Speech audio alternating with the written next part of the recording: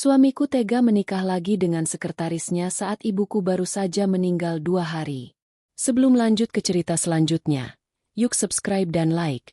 Absen dulu di kolom komen ya ah. Hening.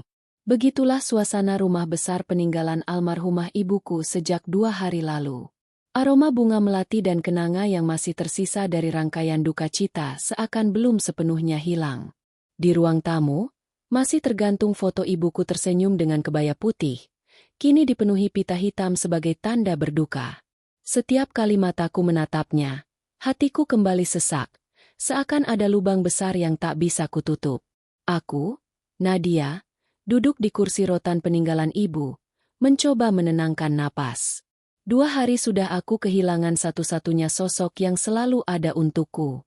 Ibu bukan hanya orang tua, ia adalah sahabat, guru, bahkan tempatku berlari ketika hidup terasa berat. Kini semuanya hilang begitu saja. Seakan dunia merenggut separuh nafasku. Tangisku belum kering. Bahkan air mata seolah tak berhenti mengalir. Tapi di tengah rasa duka itu, ada hal lain yang mengganjal. Suamiku, Arman, bukannya memberi pelukan hangat atau sekadar duduk menemani, malah terlihat sibuk dengan ponselnya sejak pemakaman ibu selesai. Ia selalu berkata, "Sayang, aku harus urus pekerjaan. Kamu jangan terlalu larut dalam kesedihan, ya?" Kalimat itu terdengar klise, dingin, dan jauh dari ketulusan. Aku tahu, setiap orang punya cara masing-masing menghadapi duka. Tapi melihatnya tertawa kecil saat membalas pesan di ponsel, tepat di hadapanku yang masih menangis, membuat hatiku terasa seperti ditusuk. Aku masih ingat jelas, malam setelah pemakaman, aku duduk sendiri di kamar, menggenggam selendang ibu yang masih wangi. Arman masuk, bukannya memelukku, ia hanya berkata pelan, "Besok aku ada rapat penting. Kalau kamu butuh sesuatu, hubungi Mbak Rini, asisten rumah tangga. Aku mungkin pulang agak larut." Lalu ia pergi tidur di kamar tamu, dengan alasan butuh ketenangan. Aku dibiarkan sendiri, di tengah kehilangan yang begitu menyakitkan. Pagi ini, aku terbangun dengan mata bengkak.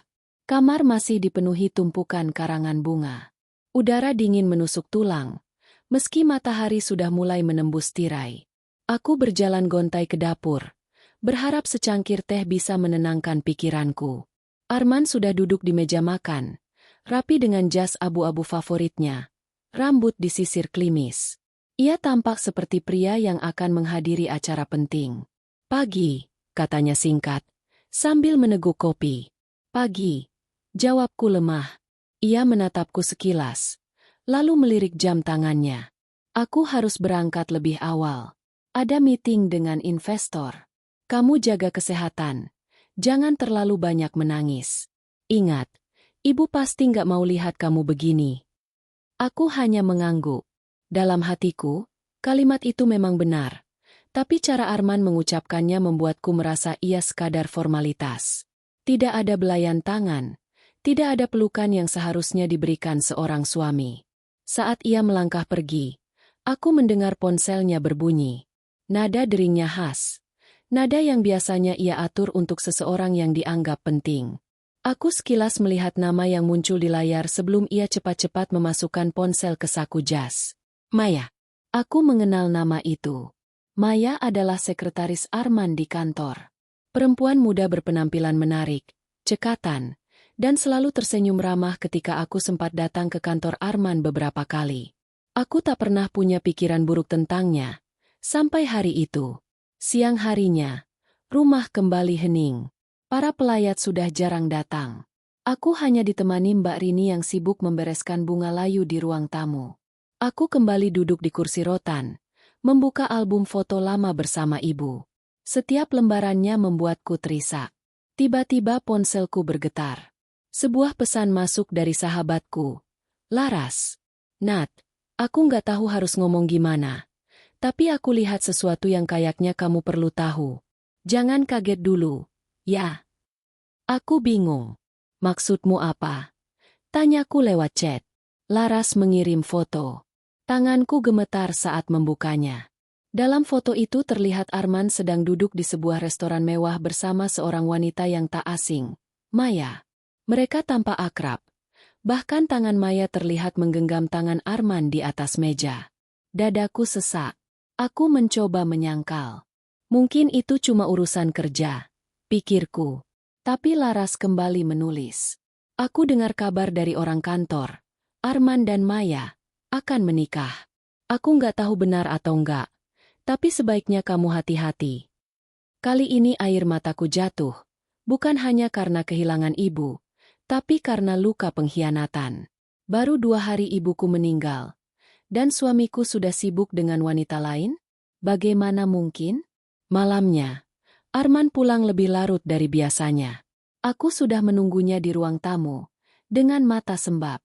Arman, panggilku pelan. HM, kenapa kamu belum tidur? Ia terlihat gugup. Melepas dasinya dengan tergesa. Aku berdiri, menatapnya penuh rasa sakit. Kamu sibuk sekali belakangan ini. Bahkan di saat aku berduka. Ada sesuatu yang kamu sembunyikan dariku. Arman menoleh sekilas. Lalu pura-pura tersenyum. Sayang, kamu terlalu banyak pikiran. Aku memang sibuk dengan kerjaan. Jangan mikir macam-macam. Aku ingin menunjukkan foto dari Laras. Tapi aku urungkan. Hatinya terlalu dingin untuk dihadapkan dengan bukti sekarang. Aku hanya bisa berkata, aku kehilangan ibu, Arman. Aku kehilangan orang paling berharga dalam hidupku. Dan aku butuh kamu di sisiku.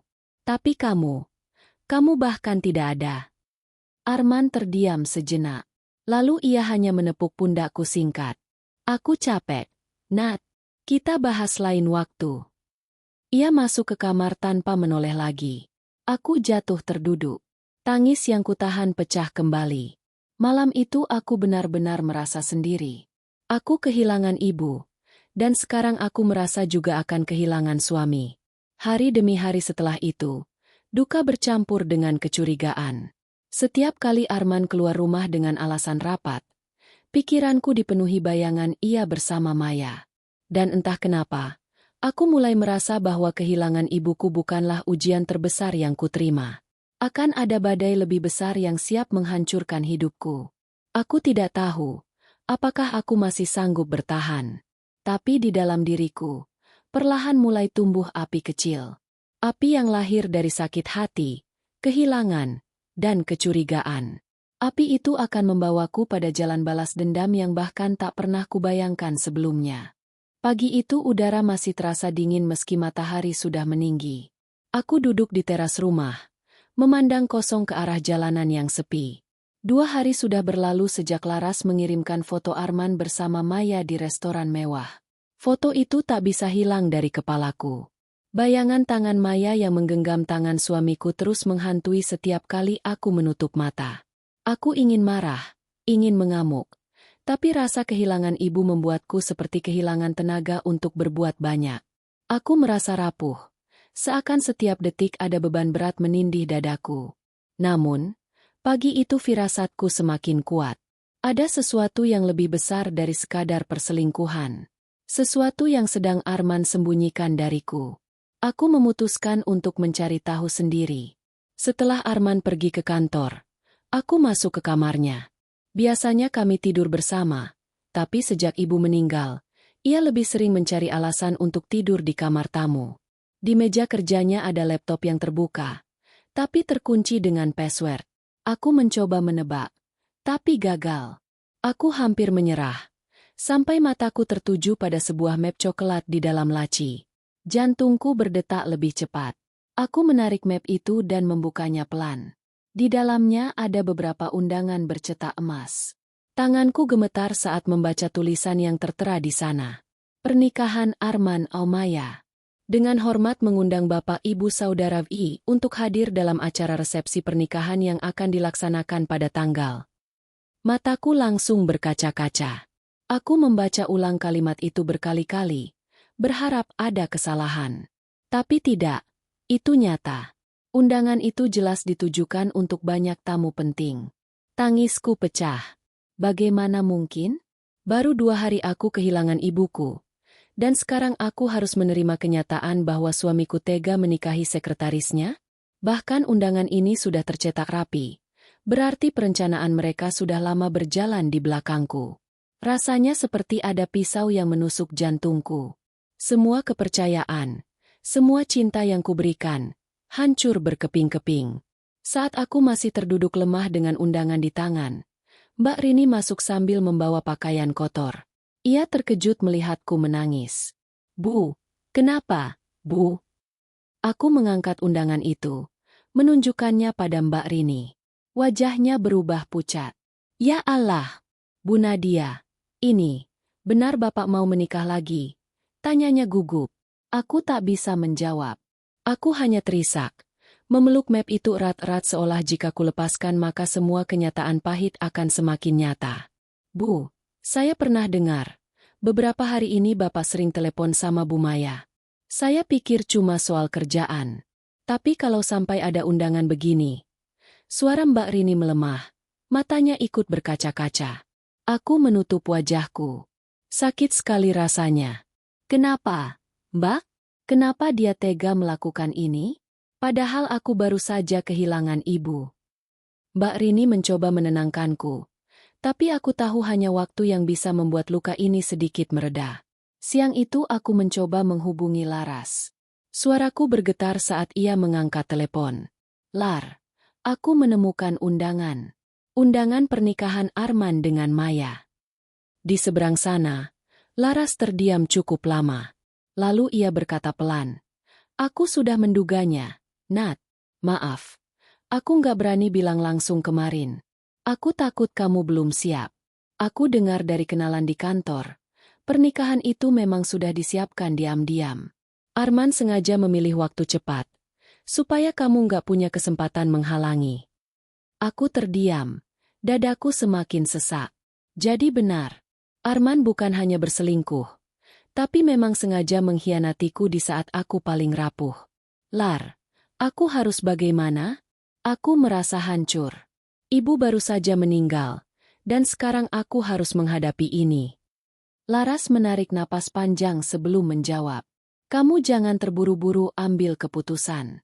Tapi satu yang harus kamu ingat, Nat, semua harta yang sekarang Arman nikmati, itu milikmu.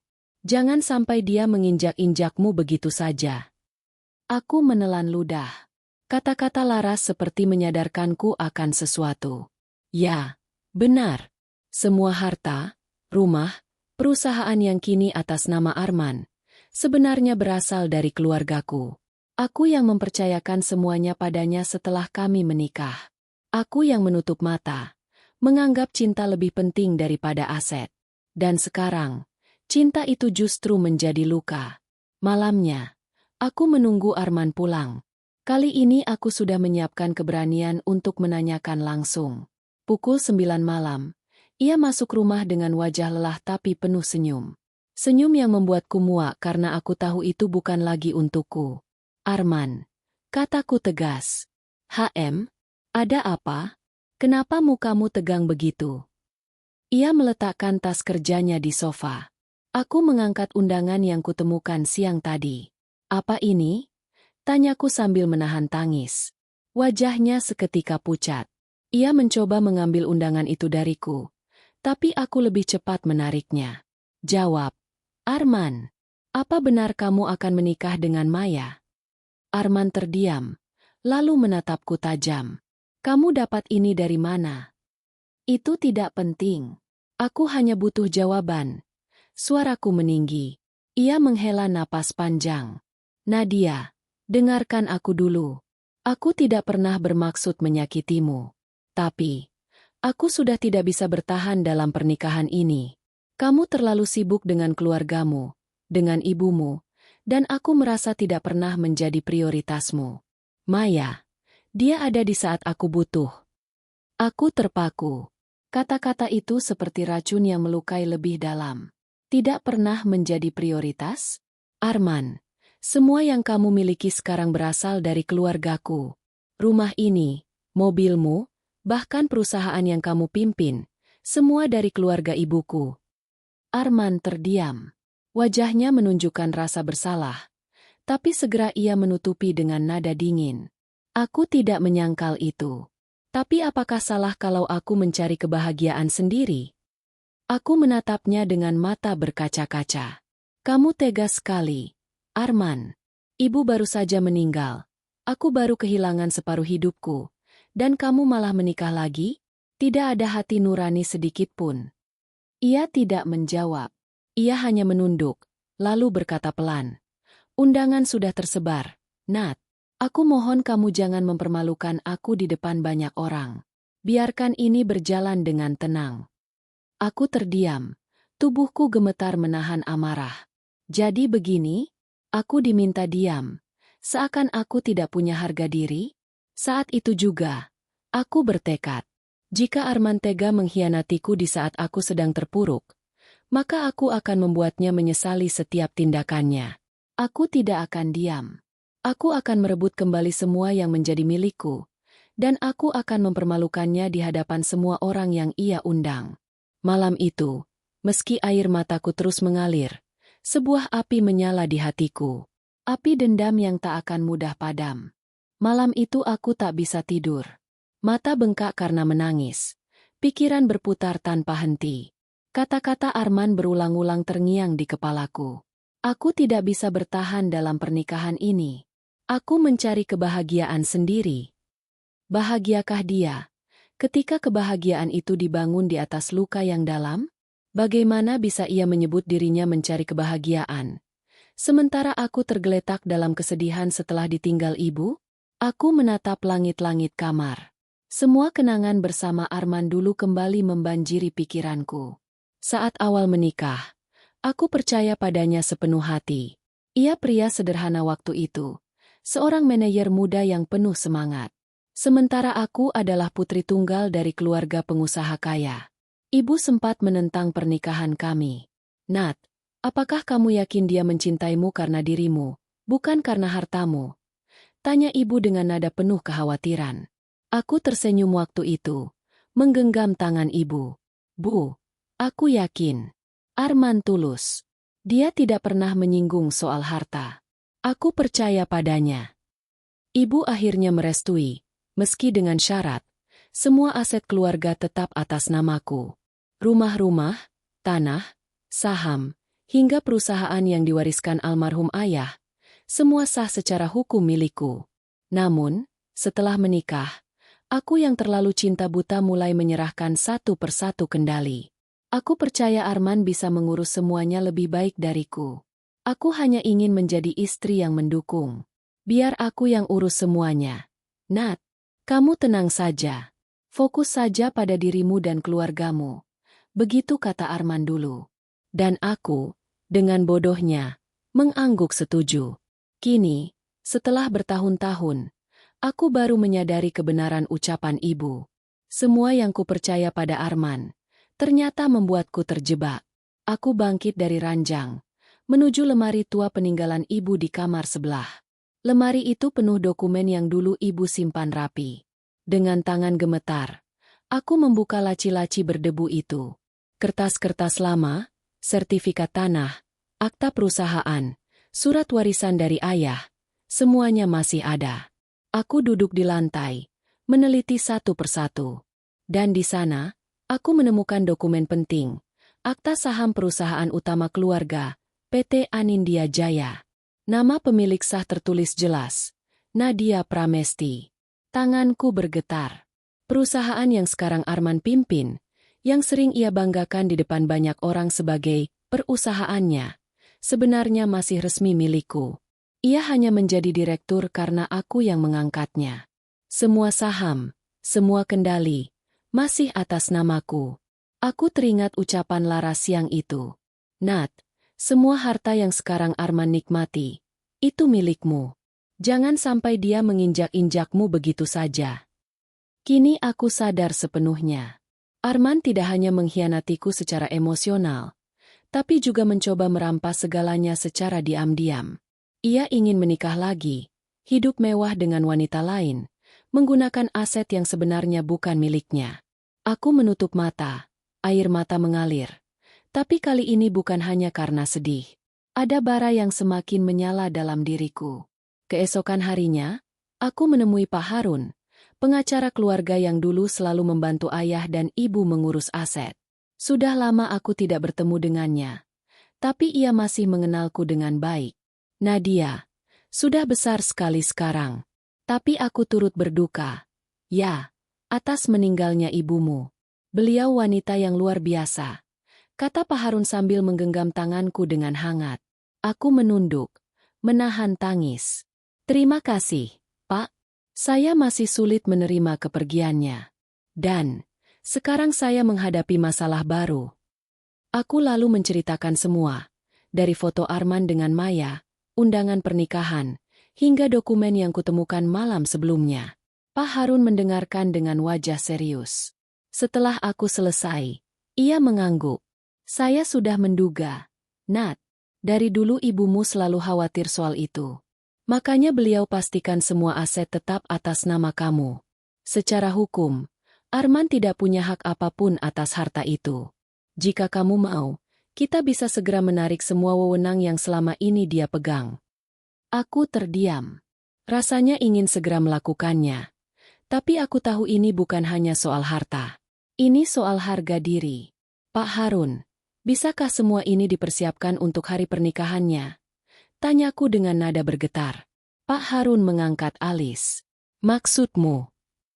Aku ingin menarik semua asetku, mengumumkannya di depan tamu undangan, dan mempermalukan dia di hari yang katanya paling bahagia. Jawabku tegas, meski suaraku masih bergetar menahan emosi. Pak Harun menatapku lama, lalu menghela napas. Itu keputusan berani. Tapi jika itu yang kamu inginkan, saya akan membantu. Kita akan siapkan semua dokumen, semua bukti sah. Arman tidak akan bisa mengelak lagi. Aku mengangguk mantap. Aku tidak akan membiarkan dia melangkah bebas setelah menghancurkan hidupku. Malam itu, aku kembali duduk di kamar sambil menatap foto ibu. Bu, maafkan Nadia yang dulu terlalu percaya pada Arman. Tapi sekarang Nadia tidak akan tinggal diam. Semua yang sudah kau wariskan akan kujaga. Bu, aku janji tidak akan membiarkan orang serakah merampasnya. Air mataku jatuh, tapi kali ini bersama senyum tipis. Untuk pertama kalinya sejak ibu pergi, aku merasa ada kekuatan baru dalam diriku. Duka karena kehilangan ibu masih menjeratku. Tapi amarah terhadap Arman memberi energi yang berbeda. Aku tak lagi hanya korban. Aku akan bangkit. Aku tahu jalannya tidak mudah. Akan ada luka baru, mungkin lebih dalam. Tapi jika itu harga untuk merebut kembali harga diriku, aku siap. Hari-hari berikutnya, aku sibuk menyiapkan segalanya bersama Pak Harun. Dokumen kepemilikan, akta saham, surat kuasa, semua dibenahi.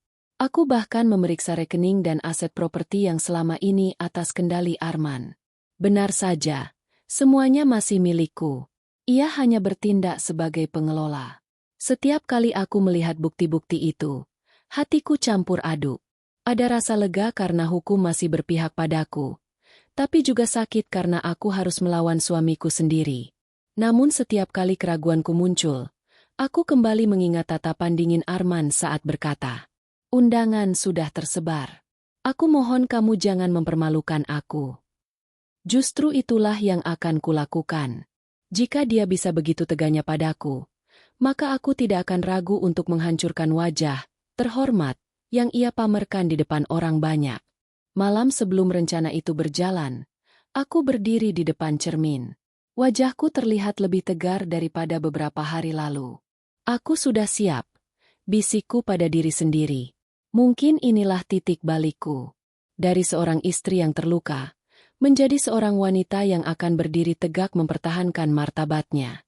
Dan aku tahu, perjalanan ini baru saja dimulai. Hari-hari setelah aku mengetahui rencana pernikahan Arman dan Maya terasa seperti mimpi buruk yang tiada akhir. Rasanya seperti aku terjebak dalam labirin kegelapan. Setiap kali aku bangun, kenyataan pahit itu selalu menunggu. Suamiku akan menikah dengan sekretarisnya. Hanya 2 hari setelah ibuku pergi, aku duduk di meja makan sendirian. Piring di hadapanku masih penuh. Padahal sudah 1 jam berlalu. Nafsu makan seakan lenyap. Pikiran terus berputar. Wajah Arman dan Maya muncul bergantian dalam bayanganku. Suara pintu terbuka membuatku menoleh. Arman masuk dengan wajah segar, mengenakan kemeja putih yang baru disetrika. Wajahnya penuh percaya diri, seolah dunia sedang berpihak padanya. "Kenapa tidak makan, Nat?" tanyanya ringan, seakan tidak ada badai yang sedang ia ciptakan di hidupku.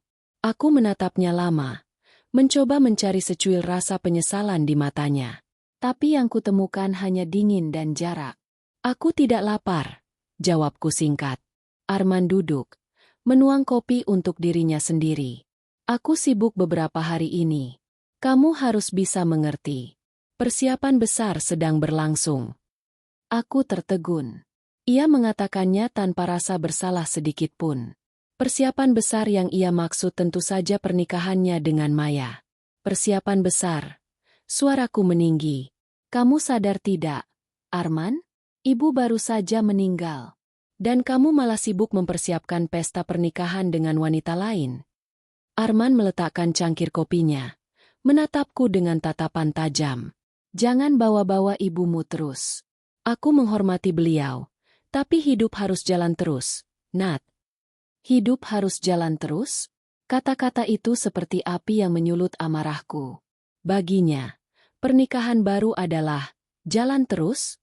Sementara aku, istrinya yang sah, masih terjebak dalam duka mendalam. "Arman, kamu bukan hanya suami yang buruk. Kamu bahkan manusia tanpa hati," kataku pelan, tapi penuh tekanan. Arman bangkit, wajahnya merah padam. "Kamu pikir aku tidak berhak bahagia? Selama ini aku selalu berada di bawah bayang-bayang keluargamu. Semua orang bilang aku hanya numpang hidup dari harta istrimu. Aku lelah, Nat. Aku ingin membuktikan bahwa aku bisa berdiri sendiri." Aku tertawa getir. "Berdiri sendiri? Dengan harta siapa kamu bikin pesta besar? Dengan saham siapa kamu bisa jadi direktur? Semua itu milik keluargaku, Arman. Milikku. Jangan berlagak seakan kamu yang membangun semuanya." Ia terdiam, tapi aku bisa melihat kemarahan di wajahnya. Ia tahu aku benar. Malamnya, aku keluar rumah untuk menenangkan diri. Aku mengendarai mobil ke tepi pantai yang biasa kukunjungi bersama ibu. Duduk di sana, menatap ombak bergulung, aku kembali menangis. Seolah-olah aku bisa mendengar suara ibu di telingaku.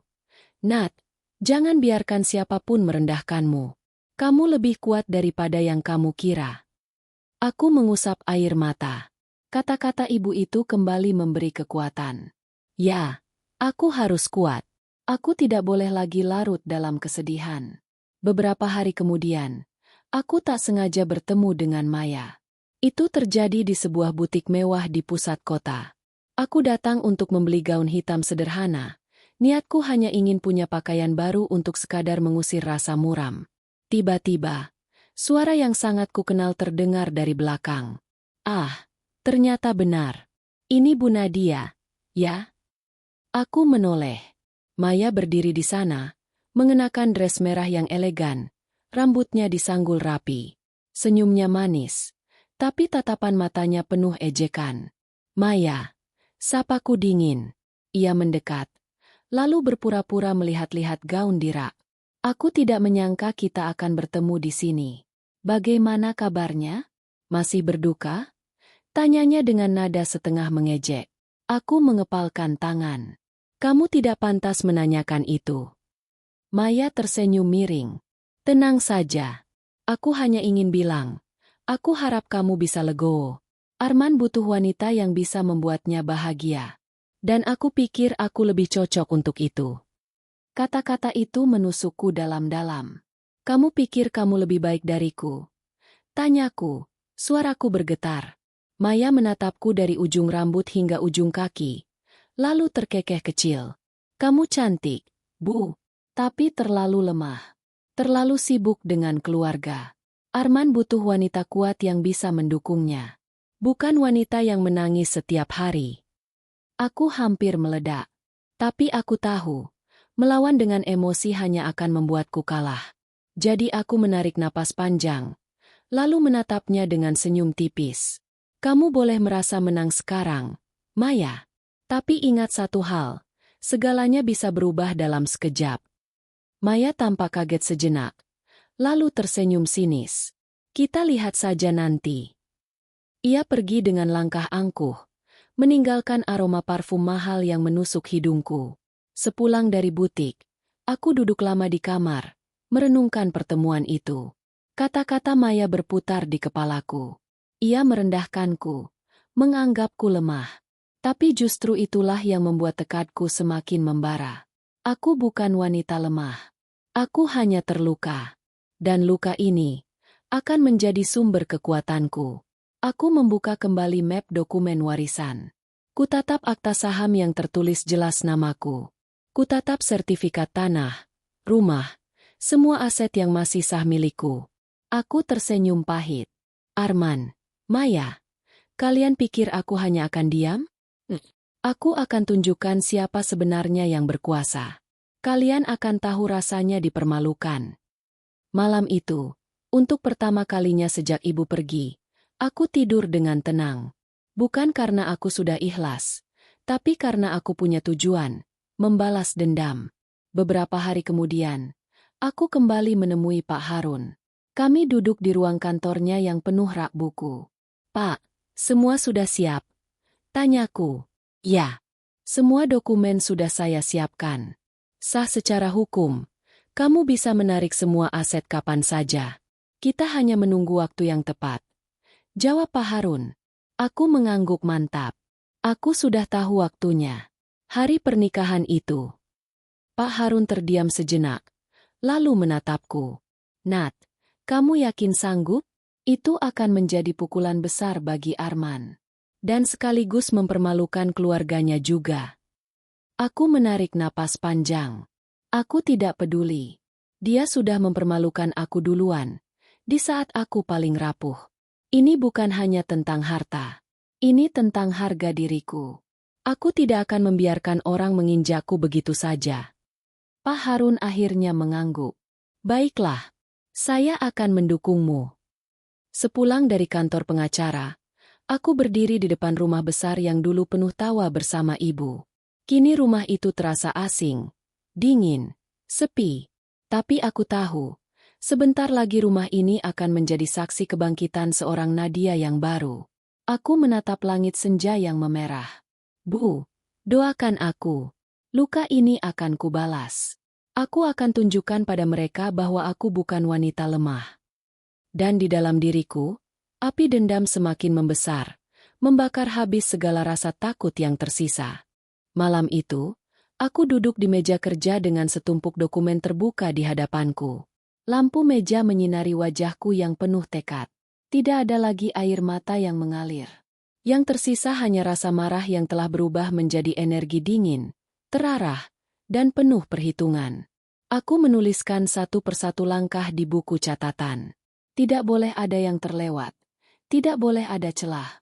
Jika aku ingin benar-benar menjatuhkan Arman dan Maya, aku harus melakukannya dengan cara yang rapi. Menarik kembali semua aset yang atas namaku.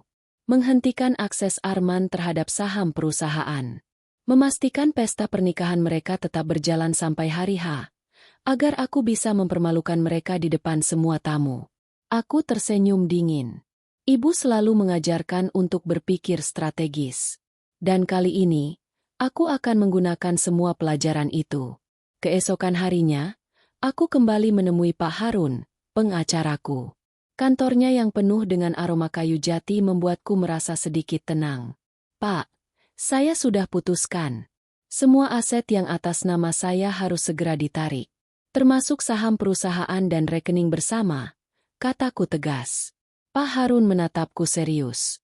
Kalau itu dilakukan sekarang, Arman pasti panik. Dia akan tahu lebih cepat. Kamu yakin tidak ingin menunggu sampai pesta berlangsung? Aku menggeleng. Saya ingin mereka tetap tenang sampai hari itu. Jadi lakukan semua persiapan diam-diam.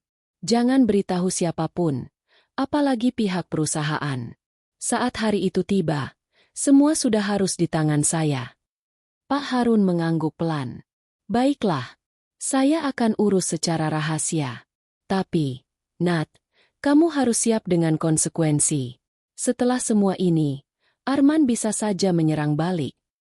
Aku menatapnya mantap. Biar dia coba. Kali ini, aku tidak akan goyah. Malam harinya, aku mendapat undangan resmi. Sebuah kartu mewah berlapis emas, dengan tulisan elegan. Dengan hormat, kami mengundang Anda untuk menghadiri resepsi pernikahan Arman Pratama Amaya Anggraini. Tanganku bergetar saat membacanya. Undangan itu seolah tamparan keras ke wajahku. Tapi sekaligus, undangan itulah tiketku untuk melancarkan rencana balas dendam. Aku tertawa getir. Terima kasih, Arman, sudah mengundang istri sahmu ke pesta pernikahanmu sendiri. Kau akan menyesal. Hari-hari berikutnya kuhabiskan untuk mengamati gerak-gerik Arman dan Maya dari jauh. Aku sengaja tidak terlalu banyak bicara dengannya di rumah. Hanya diam, berpura-pura pasrah. Biarlah mereka berpikir aku sudah menyerah. Aku tahu, Arman semakin sibuk. Malam-malamnya sering ia habiskan di luar. Kadang ia pulang dini hari dengan bau parfum wanita yang tidak asing lagi. Aku hanya tersenyum melihatnya. Semua itu akan segera berakhir. Di sisi lain, aku menghubungi beberapa orang kepercayaan di perusahaan. Mereka membantuku mengumpulkan bukti bahwa Arman selama ini hanya menumpang dari sahamku. Semua dokumen lengkap. Siap aku gunakan untuk mematahkan semua kebanggaan palsunya. Suatu sore, aku duduk di ruang tamu dengan sahabat lamaku, Rina. Dia sudah tahu sebagian ceritanya, dan ia menatapku dengan khawatir. Nat, aku takut kamu terlalu larut. Membalas dendam memang terdengar memuaskan, tapi bukankah lebih baik kamu pergi saja, memulai hidup baru, katanya pelan. Aku menatapnya lama. Rin, kalau aku pergi begitu saja, mereka akan berpikir aku kalah. Mereka akan menginjakku seenaknya. Aku tidak bisa membiarkan itu. Aku harus berdiri, bukan hanya untukku, tapi juga untuk nama baik keluargaku. Aku harus tunjukkan siapa sebenarnya yang berkuasa. Rina terdiam. Ia tahu aku tidak bisa dicegah lagi. Kalau begitu, aku akan dukung kamu. Tapi hati-hati, Nat. Jangan sampai kamu hancur sendiri. Aku menggenggam tangannya. Terima kasih, Rin. Doakan aku kuat. Seminggu sebelum pesta, aku diam-diam mengunjungi gedung pernikahan tempat resepsi mereka akan digelar. Aku masuk dengan alasan melihat dekorasi, berpura-pura sebagai tamu yang ingin memastikan detail. Gedung itu megah, dihiasi lampu kristal besar. Aku berdiri di tengah ruangan kosong, membayangkan kerumunan tamu, tawa, musik, dan kebanggaan Arman ketika memperkenalkan istrinya yang baru.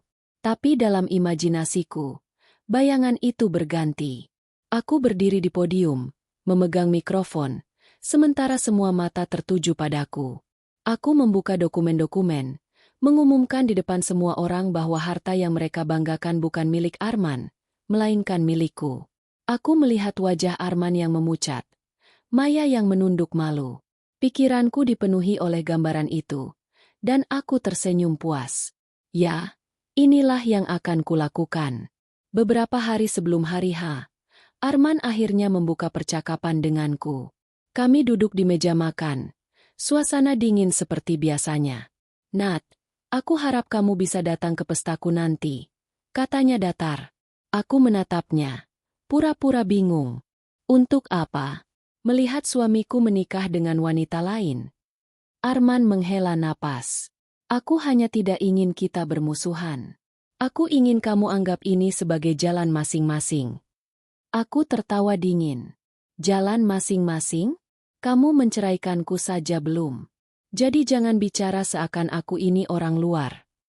Arman terdiam. Ia tahu kata-kataku benar. Ia hanya bisa menatapku tajam, lalu berdiri meninggalkan meja tanpa sepatah kata pun. Aku meneguk air mineral di gelas, merasakan rasa getir di lidahku. Nikmatilah sisa waktumu, Arman. Setelah pesta itu, hidupmu tidak akan sama lagi. Malam sebelum pesta, aku hampir tidak bisa tidur. Aku menyiapkan gaun hitam elegan yang akan kupakai. Gaun itu sederhana, tapi berkelas. Aku ingin tampil memukau, bukan sebagai wanita yang kalah, melainkan sebagai wanita yang kuat. Di meja rias, aku menatap cermin. Wajahku terlihat lebih tegas, mataku lebih tajam. Bukan lagi Nadia yang rapuh, melainkan Nadia yang siap bertarung. Aku mengingat kembali kata-kata Maya di butik. Arman butuh wanita kuat, bukan wanita yang menangis setiap hari. Aku tersenyum tipis. Kamu benar, Maya. Dan besok, aku akan tunjukkan padamu siapa wanita yang benar-benar kuat. Pagi harinya, sebelum berangkat ke acara, aku kembali menemui Pak Harun. Semua sudah siap, Nat. Begitu kamu beri tanda, kami akan umumkan penarikan aset secara resmi. Arman tidak akan bisa menyangkal, katanya. Aku mengangguk mantap. Bagus. Pastikan semua wartawan yang hadir mendapatkan salinan dokumen itu. Pak Harun mengangkat alis. Kamu ingin ini benar-benar jadi konsumsi publik? Aku menatapnya dingin. Ya, mereka mempermalukanku di depan umum. Maka aku akan membalasnya di depan umum juga. Saat mobilku melaju menuju gedung pesta, aku merasa darahku berdesir cepat. Tanganku sedikit bergetar. Tapi aku menggenggam erat tas yang berisi dokumen-dokumen penting. Di dalam kepalaku hanya ada satu suara. Hari ini, semuanya akan berakhir. Hari ini, Arman dan Maya akan merasakan bagaimana rasanya dihancurkan oleh orang yang mereka remehkan. Aku menatap keluar jendela, melihat langit biru cerah. Langit seakan tahu bahwa badai besar akan segera terjadi. Dan aku tersenyum. Aku siap. Hari yang kutunggu akhirnya tiba. Matahari pagi bersinar terang, seolah menyambut pesta besar yang akan menjadi peristiwa paling memalukan dalam hidup Arman dan Maya. Aku berdiri di depan cermin, mengenakan gaun hitam elegan yang sudah kusiapkan sejak lama. Potongannya sederhana, tapi kain satin halus itu jatuh dengan anggun, memberi kesan tegas sekaligus berkelas. Bibirku kututup dengan lipstik merah marun, rambutku sanggul rapi. Aku ingin tampil bukan sebagai wanita yang hancur, melainkan sebagai sosok yang kuat dan tak tergoyahkan. Di meja rias, foto ibu tersenyum menatapku. Aku meraih bingkai itu, mengusap wajahnya. Bu, doakan aku. Ini bukan sekadar balas dendam. Ini tentang harga diri. Aku tidak akan membiarkan mereka menginjakku begitu saja. Gedung pernikahan itu megah. Dihiasi karpet merah dan lampu kristal yang berkilau. Dari jauh, sudah terdengar musik orkestra lembut mengalun. Mobil-mobil mewah berjejer di parkiran, menandakan tamu-tamu penting telah hadir. Aku turun dari mobil dengan langkah anggun. Beberapa pasang mata langsung menoleh. Aku bisa merasakan bisikan-bisikan di antara mereka. Itu kan, istrinya. Dia datang juga? Bukankah? Wah, berani sekali. Aku tersenyum tipis. Biarlah mereka berbisik. Sebentar lagi, semua mata akan tertuju padaku bukan karena kasihan, melainkan karena kekaguman. Di dalam gedung, dekorasi serba putih dan emas mendominasi ruangan. Bunga mawar segar menghiasi setiap sudut. Di pelaminan, terpampang nama besar. Arman Maya. Mataku terasa panas melihatnya. Nama itu seperti pisau yang menusuk ke dalam dadaku. Tapi aku segera menegakkan kepala. Aku tidak datang untuk menangis. Aku datang untuk merobohkan segalanya. Tamu-tamu berdandan mewah, sebagian pengusaha, pejabat, bahkan beberapa wartawan terlihat sibuk mengambil gambar. Aku memilih duduk di barisan depan, memastikan jarak pandangku tepat ke arah pelaminan. Tak lama kemudian, musik berganti. Semua kepala menoleh ke arah pintu masuk. Maya berjalan masuk dengan gaun pengantin putih panjang. Wajahnya dihiasi senyum manis. Di sampingnya, Arman berjalan gagah dengan jas hitam mahal. Aku memperhatikan setiap langkah mereka. Maya tampak sangat puas, seperti ratu yang baru saja merebut tahta. Arman pun memandang sekeliling dengan penuh percaya diri, seolah ingin menunjukkan kepada dunia bahwa inilah kebahagiaannya. Namun, matanya sempat bertemu denganku. Ia terkejut, wajahnya menegang. Aku hanya tersenyum tipis, memberi tatapan yang membuatnya gelisah. Acara berjalan seperti biasa. Sambutan, doa, musik, dan hidangan mewah yang disajikan pelayan berseragam. Semua orang tampak bersorak bahagia. Tapi bagiku, semua itu hanyalah pertunjukan kosong. Aku menunggu dengan sabar, hingga tiba momen paling tepat. MC naik ke panggung, mengundang Arman untuk memberikan sepatah kata.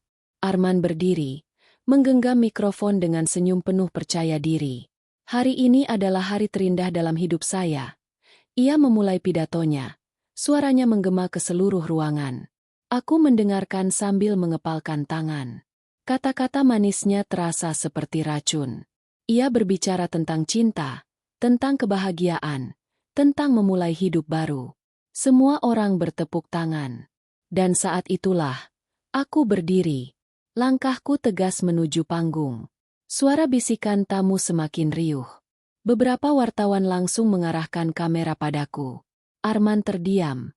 Wajahnya pucat. Maya menatapku dengan mata membelalak. Tak menyangka aku berani muncul di tengah pesta. Aku mengambil mikrofon dari tangan Arman dengan gerakan pasti. Maaf, kataku lantang. Aku rasa ada sesuatu yang harus disampaikan sebelum pesta ini berlanjut. Ruangan mendadak hening. Semua mata tertuju padaku. Aku menatap hadirin satu persatu. Perkenalkan, aku Nadia, istri sah dari Arman Pratama. Ya, kalian tidak salah dengar. Aku masih istrinya. Belum ada surat cerai yang sah. Tapi hari ini, suamiku memilih berdiri di sini bersama wanita lain, merayakan pernikahan yang bahkan secara hukum tidak sah. Terdengar desahan kaget dari para tamu. Wartawan sibuk mengabadikan setiap kata dan gerakanku. Arman mencoba meraih mikrofon kembali. Nat, hentikan. Jangan mempermalukan diri sendiri. Katanya dengan suara bergetar. Aku menatapnya tajam. Mempermalukan diri sendiri? Justru kamu yang mempermalukan dirimu sendiri. Arman, kamu kira aku diam saja selama ini? Kamu kira aku tidak tahu semua harta yang kamu banggakan ini berasal dariku? Aku membuka tas kecilku, mengeluarkan beberapa dokumen, lalu mengangkatnya tinggi-tinggi. Ini buktinya. Semua saham perusahaan, rumah, tanah, rekening, semua masih atas namaku. Aku yang memiliki segalanya, bukan Arman. Jadi semua kemewahan yang kalian lihat hari ini, sebenarnya, hanyalah pinjaman. Sorak-sorai tamu berubah menjadi bisikan heboh. Beberapa bahkan menatap Arman dengan jijik. Aku melanjutkan. Suaraku lantang. 2 hari setelah ibuku meninggal, saat aku masih berkabung, Arman memilih menikah dengan sekretarisnya sendiri. Dan hari ini, di hadapan kalian semua, aku tarik kembali semua milikku. Mulai detik ini, Arman tidak lagi punya apa-apa. Maya menegang. Wajahnya memucat. Apa maksudmu? Teriaknya. Tak lagi mampu menyembunyikan kepanikan. Aku menatapnya dengan tatapan menusuk. Maksudku sederhana. Maya, kamu tidak sedang menikahi pria kaya. Kamu hanya menikahi seorang lelaki tak berdaya, yang bahkan jas yang ia kenakan hari ini pun dibeli dari uangku. Tawa kecil terdengar di sudut ruangan. Beberapa tamu tidak bisa menahan diri. Mereka saling berbisik sambil menahan senyum. Wartawan pun sibuk memotret, memastikan wajah Arman dan Maya terabadikan dalam keadaan terpojok. Arman maju, mencoba menguasai keadaan. Nadia, hentikan. Kamu sudah gila. Aku menatapnya dingin. Tidak, Arman. Aku tidak gila. Aku hanya berhenti menjadi wanita bodoh yang selalu kamu injak. Dan hari ini, aku bangkit. Suasana menjadi kacau. Beberapa keluarga Arman mencoba menenangkanku, tapi aku tetap berdiri tegak di podium. Aku mengangkat mikrofon untuk terakhir kalinya. Aku sudah selesai. Terima kasih atas undangannya, Arman. Selamat menikmati pesta pernikahanmu. Tanpa harta, tanpa harga diri. Aku meletakkan mikrofon dengan mantap, lalu berjalan turun panggung dengan kepala tegak. Setiap langkahku diiringi sorot mata kagum sekaligus takjub dari para tamu. Aku tahu, mulai hari ini, hidup Arman dan Maya tidak akan pernah sama lagi. Dan aku telah memenangkan pertarungan pertamaku. Namun, saat aku melangkah keluar dari gedung, angin sore menyambutku dengan dingin. Aku menarik napas panjang, menyadari satu hal, ini baru permulaan. Balas dendamku belum selesai. Masih ada babak panjang yang harus kulalui. Aku menatap langit, lalu berbisik. Bu, aku sudah lakukan langkah pertama. Selanjutnya, aku akan pastikan mereka benar-benar hancur.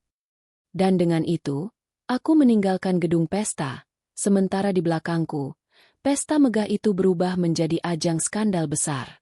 Skandal itu menyebar lebih cepat dari yang kubayangkan. Belum sehari berlalu sejak aku berdiri di podium, media sosial sudah dipenuhi foto dan video dari pesta pernikahan Arman dan Maya.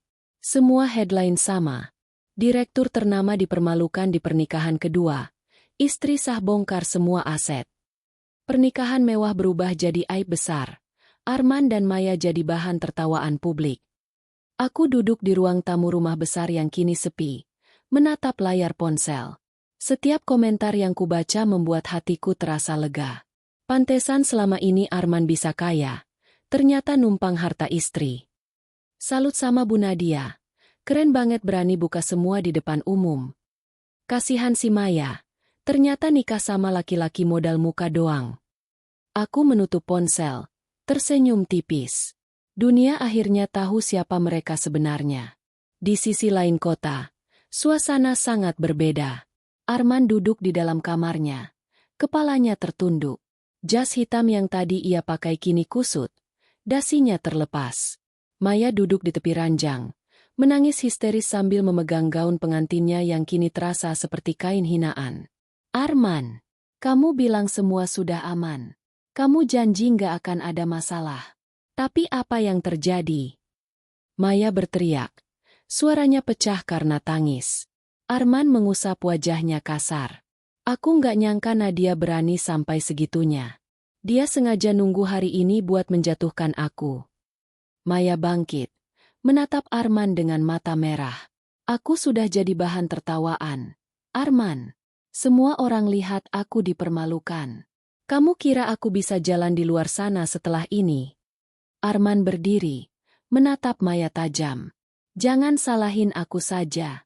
Kamu juga ikut-ikutan bikin semuanya makin parah. Kenapa kamu harus pasang wajah panik di depan semua orang? Seharusnya kita bisa pura-pura tenang. Maya menamparnya keras. Kamu nggak tahu rasanya jadi aku. Aku dipanggil pelakor, ditertawakan, direndahkan. Semua mimpi indahku hancur. Arman terdiam. Napasnya memburu. Dadanya naik turun. Untuk pertama kalinya, ia merasa benar-benar kalah. Semua gengsi yang selama ini ia bangun runtuh dalam semalam. Sementara itu, aku menerima telepon dari Rina. Suaranya penuh semangat. Nat, kamu luar biasa. Semua orang kagum sama keberanianmu. Media benar-benar berpihak padamu. Aku tertawa kecil. Aku hanya mengatakan yang sebenarnya. Rin, aku sudah terlalu lama diam. Sekarang saatnya aku menunjukkan siapa diriku. Lalu, apa langkahmu selanjutnya?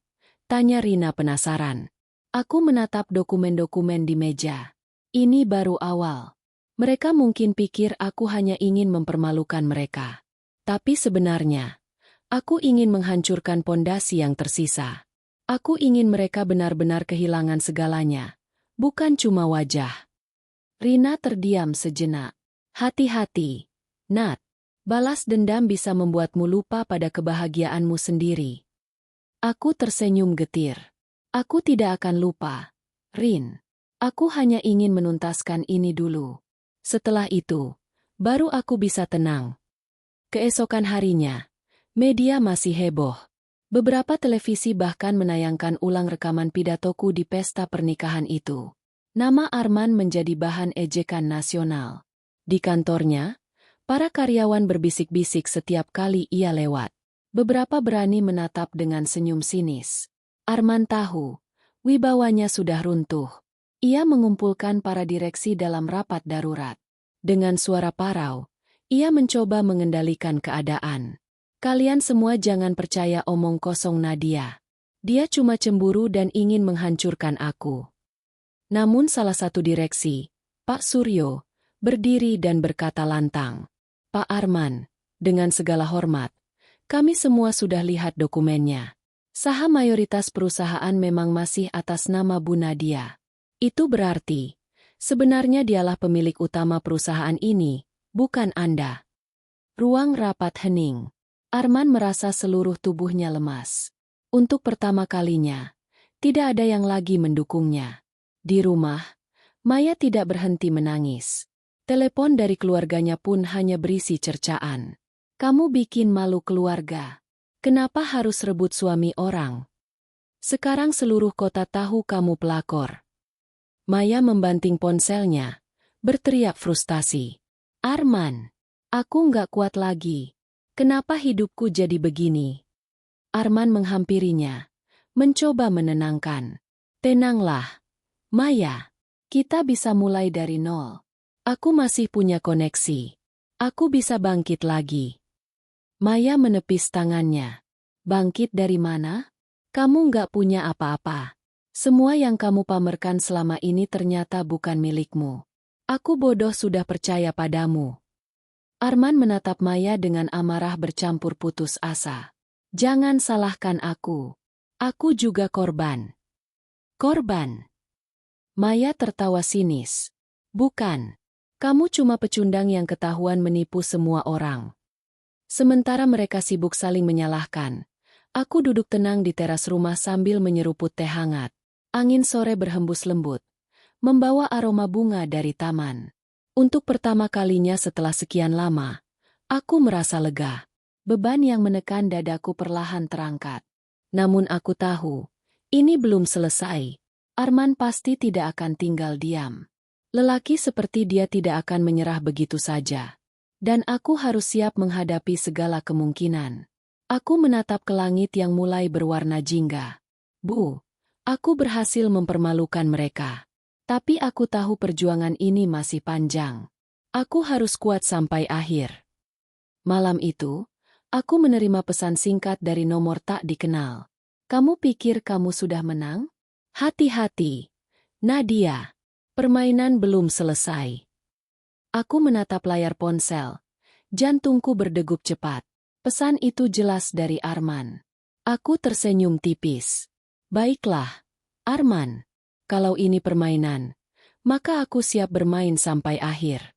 Tapi ingat, aku bukan lagi wanita lemah yang bisa kau injak." Aku meletakkan ponsel, lalu menatap keluar jendela. Lampu-lampu kota berkelip, seolah ikut menyaksikan babak baru dalam perang panjangku dengan Arman. Dan dalam hatiku, aku bersumpah, ini baru permulaan dari kehancurannya. Ruangan pesta yang semula dipenuhi alunan musik meriah kini berubah hening seperti kuburan. Dentuman biola yang tadinya mengalun lembut mendadak berhenti, meninggalkan keheningan yang menusuk telinga. Semua mata tertuju pada satu sosok, Nadia, berdiri tegak di tengah panggung dengan gaun hitam elegan, memegang map berisi dokumen-dokumen yang baru saja ia bentangkan di depan tamu undangan. Wajahnya pucat, tapi sorot matanya menyala penuh keberanian. Di sampingnya, Arman tampak gemetar. Wajahnya memerah, tangannya bergetar mencoba meraih mikrofon, tapi suara lirihnya kalah oleh gemuruh bisikan para tamu. Maya, yang tadi berdiri anggun dengan gaun pengantin putih, kini wajahnya pucat pasi, matanya melotot tak percaya. "Semua harta yang kalian lihat hari ini," suara Nadia bergetar, namun tegas. "Rumah megah, perusahaan, mobil-mobil mewah, bahkan cincin yang ia berikan kepada wanita ini, semuanya milik keluargaku. Aku punya bukti kepemilikan sah, dan di hadapan kalian semua, aku nyatakan bahwa pernikahan ini hanyalah sandiwara yang dibangun di atas kebohongan." Bisik-bisik tamu semakin keras. Beberapa menutup mulut menahan keterkejutan, sementara yang lain terang-terangan menatap Arman dengan tatapan jijik. "Astaga, jadi Arman selama ini cuma menumpang harta istrinya," bisik seorang wanita parubaya dengan nada mengejek. "Aku tahu ada yang aneh. Tidak mungkin dia bisa sekaya ini sendirian," sahut pria lain. Suaranya cukup lantang hingga terdengar ke panggung. "Kasihan Nadia, baru kehilangan ibunya, malah dikhianati begini." Setiap kata yang terucap dari para tamu ibarat belati yang menusuk Arman dari segala arah. Keringat dingin mengucur di pelipisnya. Wajahnya semakin merah padam. Aku bisa jelaskan, teriak Arman akhirnya, mencoba meraih mikrofon. Suaranya terdengar panik, berusaha menutupi rasa takut yang melingkupinya. Namun Nadia segera memotong, suaranya lantang, menusuk setiap sudut ruangan. Jelaskan apa, Arman? Bahwa kau menikahi sekretarismu di saat aku masih berkabung? Bahwa kau menggunakan uang peninggalan ibuku untuk mendanai pesta murahan ini? Tamu undangan terdiam lagi. Semua sorot mata kini benar-benar menghujani Arman. Tak ada yang berpihak padanya. Maya, yang sejak tadi berdiri terpaku, akhirnya bereaksi. Ia menarik tangan Arman dengan wajah marah. Kau tidak bilang apa-apa tentang ini padaku. Kau berjanji semua ini milikmu, perusahaan, rumah, semuanya. Kau bohong padaku, Arman. Suaranya meninggi, terdengar jelas meski tanpa mikrofon. Arman berusaha menenangkan Maya, namun tangannya ditepis kasar. Dasar pria tak berguna. Kalau aku tahu kau hanya hidup dari harta istrimu, aku tidak akan pernah mau menikahimu. Maya melontarkan kata-kata itu tepat di depan para tamu undangan. Nadia berdiri menatap pemandangan itu tanpa berkedip. Ada rasa puas yang menyelinap di hatinya. Luka batinnya memang belum sembuh, tapi melihat Arman dipermalukan oleh wanita yang ia pilih menggantikannya, adalah balasan setimpal untuk pengkhianatan yang ia terima. Seorang tamu pria yang cukup berpengaruh, Pak Surya, bangkit dari kursinya. Ia mendekat ke panggung sambil menggeleng pelan. Arman, aku dulu percaya padamu sebagai mitra bisnis. Ternyata semua hanya topeng. Aku tidak bisa bekerja sama dengan orang yang tidak jujur. Katanya tegas, suaranya dingin. Beberapa pengusaha lain ikut mengangguk, menandakan bahwa reputasi Arman di dunia bisnis kini benar-benar hancur. Arman panik. Tidak, Pak Surya, dengarkan aku. Ini semua salah paham. Aku. Namun sebelum ia sempat melanjutkan, Maya sudah melepaskan cincin di jarinya dan melemparkannya ke lantai. Aku tidak mau jadi bahan tertawaan orang. Kau sudah mempermalukan aku di depan semua orang. Anggap saja pernikahan ini tidak pernah ada, katanya dengan suara bergetar, lalu berlari keluar ruangan sambil menahan tangis. Sorakan kecil terdengar dari beberapa tamu. Ada yang tersenyum puas, ada yang mencibir, ada pula yang terang-terangan menertawakan Arman. Nadia menutup map berisi dokumen kepemilikan, lalu melangkah ke depan. Wajahnya datar, namun suaranya penuh kekuatan. Mulai hari ini, aku resmi menarik kembali semua aset milikku. Kau, Arman, tidak lagi memiliki tempat dalam hidupku. Kau bukan siapa-siapa tanpa aku. Ingat itu. Arman terdiam, bibirnya bergetar, tapi tak ada kata yang mampu keluar. Ia hanya bisa menunduk, menahan rasa malu yang membakar wajahnya. Semua orang kini tahu siapa dia sebenarnya. Pria tamak yang kehilangan segalanya karena keserakahannya sendiri. Nadia menatap para tamu sejenak, lalu tersenyum tipis. Terima kasih sudah menyaksikan kebenaran. Aku harap ini jadi pelajaran untuk semua, bahwa keserakahan dan pengkhianatan tidak pernah membawa kebahagiaan. Ia kemudian melangkah anggun meninggalkan panggung, diiringi tatapan kagum dari sebagian besar tamu. Banyak dari mereka yang mendekat untuk menyalaminya, memberi dukungan, atau sekadar berbisik, "Kau wanita yang kuat." Di belakang panggung, Arman terduduk lemas di kursi. Pandangannya kosong, seakan dunia runtuh di sekelilingnya. Ia baru saja kehilangan segalanya dalam satu malam. Calon istri, reputasi, harta, bahkan rasa hormat dari orang-orang di sekitarnya. Nadia melangkah keluar dari gedung dengan kepala tegak. Hatinya terasa lebih ringan, meski air mata sempat menggenang di sudut matanya. Ia tahu, ini bukan akhir dari perjalanan hidupnya. Namun malam ini, ia telah memenangkan pertempuran terbesarnya. Pesta yang tadinya digadang sebagai awal baru bagi Arman justru berubah menjadi kehancuran besar. Dan semua itu terjadi di hadapan orang banyak. Sebuah malu besar yang tidak akan pernah bisa ia hapus sepanjang hidupnya. Arman terduduk di kursi pengantin yang kini kosong di sampingnya. Gaun putih maya yang tadi menyilaukan mata tamu sudah tak terlihat lagi. Wanita itu pergi dengan penuh amarah, meninggalkannya sendirian di tengah pesta yang telah berubah menjadi bencana. Musik sudah lama terhenti, para tamu berbisik-bisik dengan nada sinis, dan sorot kamera dari para jurnalis yang hadir untuk meliput pesta pernikahan megah itu kini menyorotnya dari segala arah. Bukan lagi sebagai pengusaha sukses yang disanjung, melainkan sebagai pria hina yang ditelanjangi kebohongannya di depan publik. Arman berusaha berdiri, mencoba menyusun wajah percaya diri, namun tubuhnya lemas. Pundaknya membungkuk, matanya merah, dan keringat dingin mengucur deras. Setiap langkah yang ia ambil terasa berat, seolah lantai marmer yang mengilap itu berubah menjadi lumpur yang menariknya jatuh. Dasar pecundang. Memalukan sekali. Pantas saja terlalu cepat kaya. Ternyata cuma nebeng harta istri. Bisikan-bisikan itu menyusup ke telinganya, menusuk lebih dalam daripada belati. Ia ingin menutup telinga, ingin menjerit, namun tak sanggup. Beberapa tamu undangan yang dulunya selalu menyanjungnya kini terang-terangan berbalik. Pak Surya, pengusaha senior yang tadi sudah menegurnya, kini berjalan keluar dengan wajah masam. Di belakangnya, beberapa kolega bisnis lain mengikutinya. Tak ada lagi kontrak, tak ada lagi mitra. Dalam sekejap, jaringannya runtuh. Arman mencoba meraih gelas sampanye untuk menenangkan diri, tapi tangannya bergetar hebat. Gelas itu terlepas dan pecah di lantai, mengundang tatapan iba bercampur jijik dari tamu yang masih tersisa. Sudahlah, ayo pulang. Kita tidak perlu melihat pertunjukan memalukan ini lagi, ucap seorang tamu wanita pada suaminya. Mereka berjalan keluar, diikuti tamu-tamu lain. Satu persatu kursi kosong.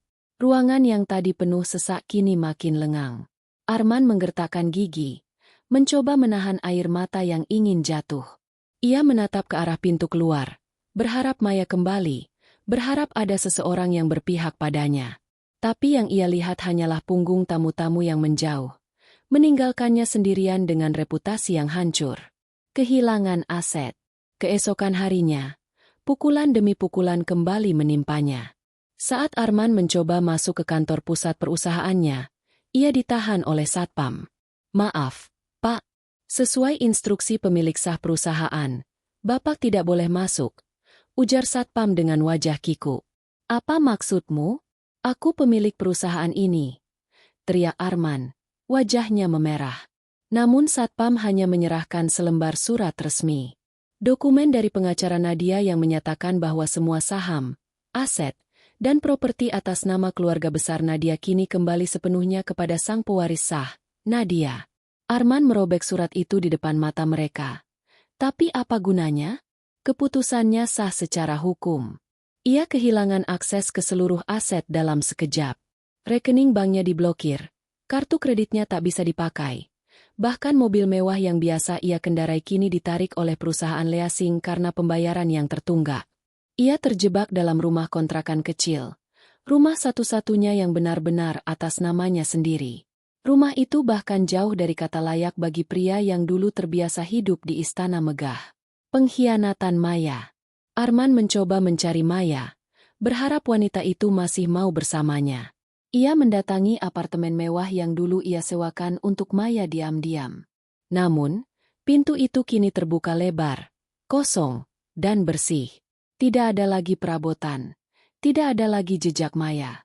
Di meja ruang tamu yang kosong, hanya ada secari kertas bertuliskan tulisan tangan. Aku tidak butuh pria miskin dan memalukan. Jangan pernah cari aku lagi. Arman menjatuhkan diri ke lantai, memegang kertas itu dengan tangan gemetar. Tangis yang ia tahan sejak semalam akhirnya pecah. Untuk pertama kalinya dalam hidupnya, ia merasa benar-benar sendirian. Penghakiman publik. Media massa tentu saja tidak melewatkan skandal ini. Judul-judul berita memenuhi halaman depan koran dan portal berita. Pengusaha Arman terungkap hanya menumpang harta istri. Pernikahan megah berubah jadi drama. Pengantin wanita kabur. Nadia, pewaris sah harta keluarga, bongkar kebohongan suami di depan tamu. Foto-foto dirinya yang tertunduk lesu di pesta pernikahan tersebar luas. Netizen di media sosial menertawakan dan menghujatnya tanpa ampun. Pantas gayanya sok kaya, ternyata modal dari istri. Setidaknya kita tahu, karma itu nyata. Aku salut sama Nadia, perempuan kuat. Nama Arman bukan lagi simbol kesuksesan, melainkan bahan ejekan publik. Ia tidak bisa keluar rumah tanpa disorot orang. Ia mencoba belanja ke pasar, tapi pedagang memandangnya sinis. Ia pergi ke kafe. Pelayan berbisik-bisik sambil menahan tawa. Dunia yang dulu menyanjungnya kini menelanjangi kelemahannya. Pertemuan terakhir. Beberapa minggu kemudian, Arman memberanikan diri menemui Nadia di rumah keluarga besar yang kini kembali sepenuhnya menjadi milik istrinya. Nadia menyambutnya dengan wajah datar, tanpa senyum, tanpa amarah. Hanya ketenangan yang membuat Arman semakin merasa kecil. Nadia, aku salah. Aku mohon, beri aku kesempatan kedua. Ucapnya dengan suara serak. Nadia menatapnya lama, lalu tersenyum tipis. Kesempatan kedua?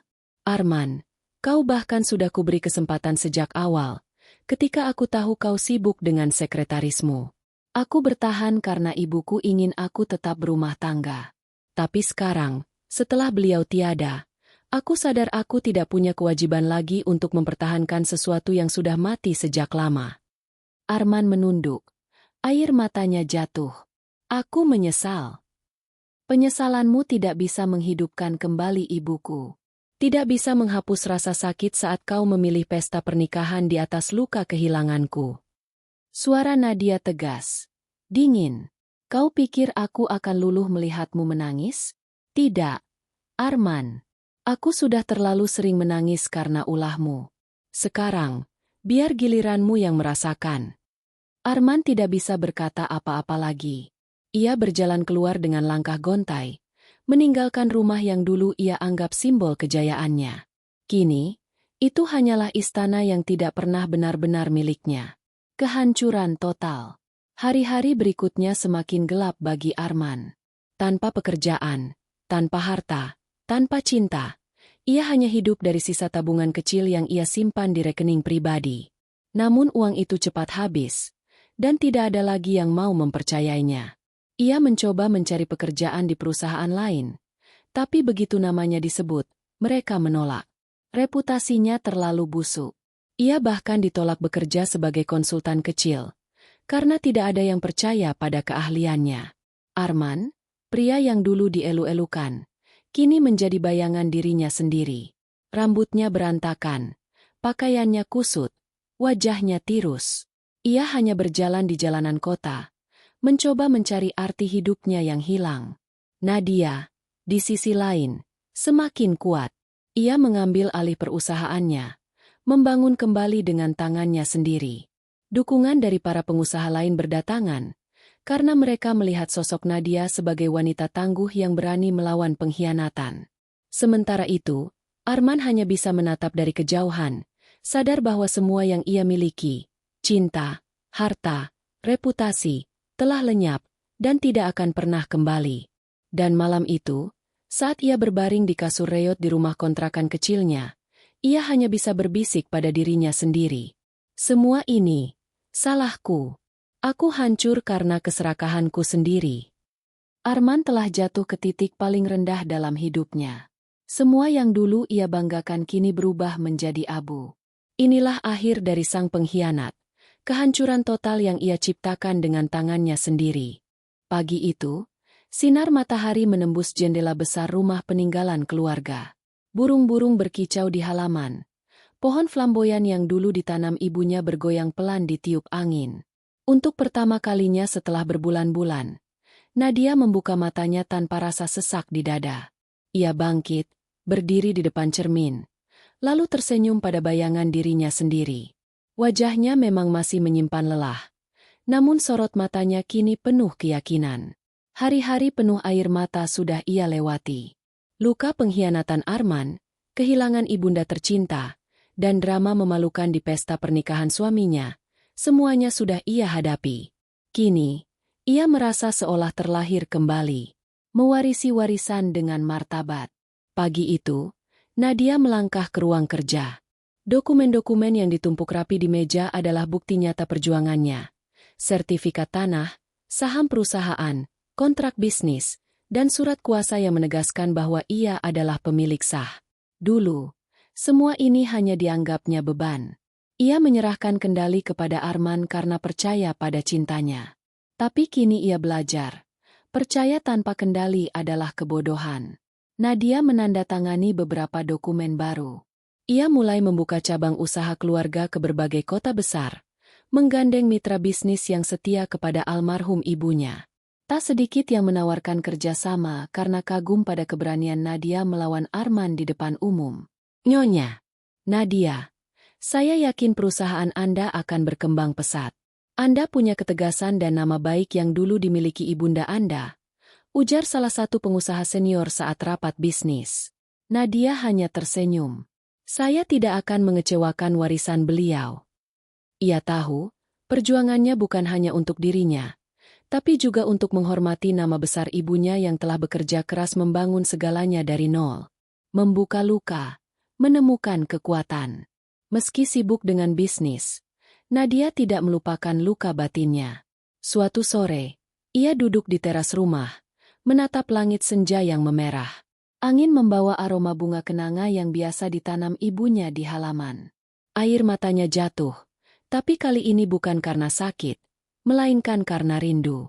"Ibu, aku berhasil. Aku tidak jatuh, meski hampir hancur. Aku tahu ibu pasti bangga padaku," bisiknya lirih. Bayangan ibunya seperti hadir di sana, memberikan pelukan hangat. Nadia menutup matanya, merasakan kedamaian yang sudah lama ia cari. Dukungan dari orang-orang baru. Seiring waktu, lingkaran sosial Nadia berubah. Jika dulu ia hanya dikenal sebagai istri Arman, kini ia dikenal sebagai wanita tangguh yang berhasil mengambil kembali haknya. Banyak orang mendekatinya bukan karena hartanya, tapi karena mengagumi keberaniannya. Beberapa teman lama yang dulu menjauh kini kembali, meminta maaf karena sempat meragukannya. Nadia menerimanya dengan hati terbuka. Namun ia belajar untuk berhati-hati. "Tidak semua orang pantas dipercaya. Tapi aku tidak akan menutup hati pada kebaikan," katanya pada dirinya sendiri. Di tengah lingkaran pertemanan baru, ada pula seorang pria muda bernama Dimas, pengusaha teknologi yang pernah bekerja sama dengan ibunya. Ia menghormati Nadia bukan karena status, tapi karena keteguhan hatinya. "Bu Nadia, saya belajar banyak dari kisah Anda. Anda membuktikan bahwa perempuan bisa berdiri sendiri tanpa bergantung pada siapapun," kata Dimas suatu ketika. Nadia hanya tersenyum samar. Ia tidak memikirkan cinta baru, tapi ia menghargai dukungan yang tulus. Arman di ujung jalan. Di sisi lain, kabar tentang Arman terus sampai ke telinga Nadia. Hidupnya benar-benar terpuruk. Rumah kontrakannya semakin usang. Bisnisnya bangkrut, dan Maya menghilang tanpa jejak. Ia menjadi bahan olok-olok media, dan nama baiknya sudah mustahil dipulihkan. Beberapa orang berkata Arman terlihat mengemis pekerjaan di perusahaan kecil. Bahkan ada yang melihatnya mabuk di pinggir jalan. Nadia mendengar semua itu tanpa senyum, tanpa marah. Hanya rasa kosong. Dia menuai apa yang ia tanam, gumamnya pelan. Bagi Nadia, dendam sudah selesai di hari ia menarik kembali asetnya. Selebihnya, biarlah kehidupan yang memberikan pelajaran pada Arman. Melangkah maju. Beberapa bulan kemudian, Nadia berdiri di podium sebuah acara penghargaan bisnis. Ia menerima penghargaan sebagai wanita inspiratif tahun ini. Lampu sorot menyinari wajahnya, kamera-kamera menyorot, dan tepuk tangan menggema. Dalam pidatonya, Nadia berkata dengan suara mantap, "Hidup akan selalu memberi kita ujian. Saya kehilangan ibu yang saya cintai, dikhianati orang yang saya percaya, dan hampir kehilangan diri saya sendiri. Tapi dari semua itu saya belajar bahwa kekuatan sejati ada dalam diri kita, bukan pada siapa yang berdiri di samping kita. Jika hari ini saya bisa berdiri di sini, itu karena saya tidak menyerah." Tepuk tangan menggelegar. Beberapa hadirin bahkan meneteskan air mata. Akhir yang baru. Malam itu, setelah acara usai, Nadia berjalan sendirian di halaman hotel. Angin malam sejuk menyentuh kulitnya. Ia menatap ke langit penuh bintang, lalu tersenyum. Ia tidak lagi merasa terikat dengan masa lalu. Arman hanyalah bab kelam yang sudah selesai ia tulis. Maya hanyalah tokoh singkat yang lewat tanpa makna. Yang tersisa hanyalah dirinya, Nadia yang baru, yang lebih kuat, lebih bijaksana, dan lebih mandiri. Ini hidupku, bisiknya. Aku akan menjalaninya dengan caraku, tanpa rasa takut, tanpa bergantung pada siapapun. Dan dengan langkah tegap, Nadia melangkah maju menuju bab baru dalam hidupnya. Bukan lagi sebagai istri yang tersakiti, bukan lagi sebagai wanita yang kehilangan, melainkan sebagai perempuan yang bangkit dari kehancuran, dan menuliskan kembali takdirnya dengan tangan sendiri. Penutup. Hidup Nadia kini bukan lagi tentang dendam atau air mata, tapi tentang kebangkitan. Ia sadar, kekuatan yang sebenarnya adalah ketika seseorang mampu berdiri kembali setelah jatuh. Dan itulah yang membuatnya menang, bukan karena ia mempermalukan Arman, tapi karena ia berhasil menemukan kembali dirinya yang sejati. Nadia tidak lagi menjadi bayangan siapapun. Ia adalah dirinya sendiri.